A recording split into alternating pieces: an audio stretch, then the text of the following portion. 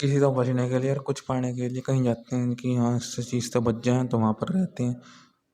तो वहाँ का भी तो कुछ ऐश्वर्य ही होता है, हर चीज़ का ऐश्वर्य होता है और कुछ पाने के लिए फिर राह पर चलना पड़ता है। उसी राह पर चलेंगे जिस पर अभी पहुँचे हैं, उसी से आगे बढ़ना होता है, उसी से सब मिल भी जाता है।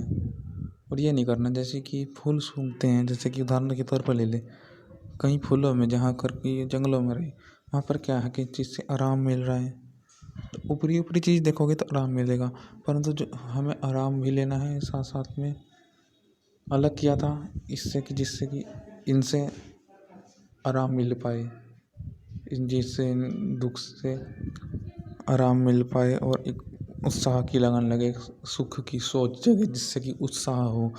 तो ये नहीं कि ऊपर ऊपर से देखना है कि अब इसका क्या हो सकता है। वो वास्तविक सुख है कि यह फूल ऊपरी ऊपरी सुख तो देते हैं, परंतु यह करते क्या हैं, इनका रस क्या है। अधिक उत्साह होना है ना, तो फिर जिससे आपको सुख मिल रहा था, जिससे आप दुख से बचे थे, फिर उसके सुख को टटोलो कि रस ये फूल जिसको हम ऊपरी ऊपरी से सुख ले लिया, ऊपर ऊपर में हम फंस जाते हैं ऊपरी ऊपरी चीज़ों में।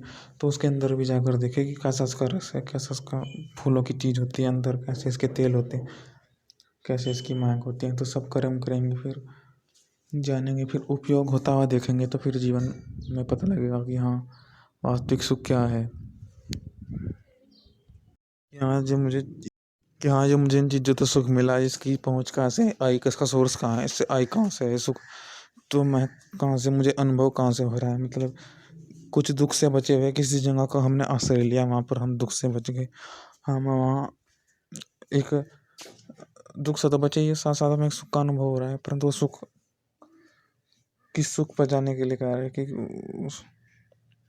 क्यों क्या बताता है, उसका सोर्स कहाँ है, तो वह भी हमें देखना है। तो वह देखेंगे तो फिर हम उत्साहित भी होंगे कि हमने वह ऐसी कंसंट्रेशन और का एक सुख गुण जानने के बाद वह व्यक्ति दूसरे गुण भी जानता है कि मैं इस इतने कम साधन में रह गया और कुछ तकलीफ वो देखता है कि कितनी देखो सब रस में कुछ ना कुछ एक एक्सट्रीम एक अधिकता होती है, उसमें कुछ सिकुड़ना, उसमें बहुत कोई भी संसार में चीज़ हो हमें आकर्षित करती है, वह सत्वगुणी होती है, तो वह मिलावटी नहीं होती। तो ऐसी जो हमें प्रभावित कर ले, हमारे गुण हैं तो हम प्रभावित तो होना चाहते हैं हर चीज़ से, तो फिर दूसरे गुण भी वह खोजता है, तो खोजते खोजते रहने से फिर हम व्यक्ति उत्साहित हो जाता है। देखो यही है कि दुख से लड़ना, लड़ते लड़ते लड़ते हम सुख को ढूंढते ढूंढते वहाँ अंतिम तक पहुँच जाएंगे, परंतु जहाँ है वहाँ पर ये होना चाहिए कि पहले दुख से बच जाएं, दुख से बचने फिर सुख की ओर चलते चलते ऊपर चले जाएं। तो जहाँ पर ऐसा नहीं कि जो आप कह रहे हैं कि यहाँ पर हूँ मैं यहीं अच्छा हूँ और यहाँ पर नहीं हूँ तो मैं यहाँ पर अच्छा नहीं हूँ, वहाँ होना चाहिए नहीं हूँ। आप कहीं भी हो, कहीं भी आप कुछ हो सकते, कहीं भी आप आगे बढ़ सकते, जो भी हो सकता है। ये नहीं कि ये होना है तो ये माना जाएगा नहीं, कारण के पीछे कारण होना चाहिए, नहीं कि ये वो है वो, कारण होना चाहिए। ये नहीं कि ये ऐसा है, आप कुछ भी करो फिर वो भी एक तरह से व्यर्थ माना जाएगा। आज सुख दिख रहा था तो कल भी सुख दिखे, नहीं नहीं, और कल के सुख को रोक सकता है ऐसा सुख हो क्या पता कल फिर दुख दे दे वो।